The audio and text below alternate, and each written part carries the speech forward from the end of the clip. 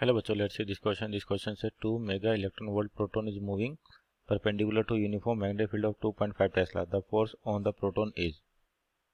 तो देखिए यहाँ पर आपके पास क्या क्वेश्चन है कि बात करें कि चार्ज जो आपका एंटर करा फील्ड के अंदर तो फोर्स बताना है। तो यहाँ पर अपन की कॉन्सेप्ट लिख सकते हैं कि कॉन्सेप्ट क्या होगा आपके पास, force on a moving charge, force on a moving charge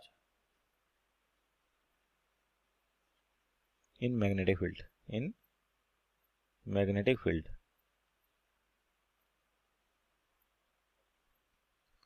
तो देखिए यहाँ पर जब आपका फोर्स जो लगता है, कोई भी चार्ज अगर मान लीजिए मैग्नेटिक फील्ड में एंटर करता है तो उस पर जो मैग्नेटिक फोर्स लगता है क्यू वी क्रॉस बी, या सिंपल है Q V B sine theta. और जहाँ पर थीटा होता है वी और बी के बीच का एंगल, यहाँ पर आपको थीटा 90 डिग्री दे रखा है कि परपेंडिकुलर एंटर करता है। तो बात आती है इसकी वेलोसिटी की। तो वेलोसिटी कैसे निकाल सकते हैं, आपको एनर्जी दे रखी है कितनी, 2 मेगा इलेक्ट्रॉन वोल्ट।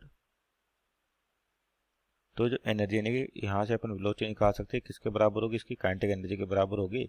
तो वी स्क्वायर की वैल्यू क्या हो जाएगी, 2 जगह 2 इंटू 2 4 मेगा यानी कि 10 की पावर 6, और इलेक्ट्रॉन वोल्ट का होता होगा 1.6 इंटू 10 टू पावर -19 जूल के बराबर। क्योंकि ऐसा यूनिट में कन्वर्ट करें इनको, डिवाइड बाय मास, तो मास ऑफ प्रोटॉन होता है आपका 1.6 इंटू 10 टू पावर -27 kg, 27।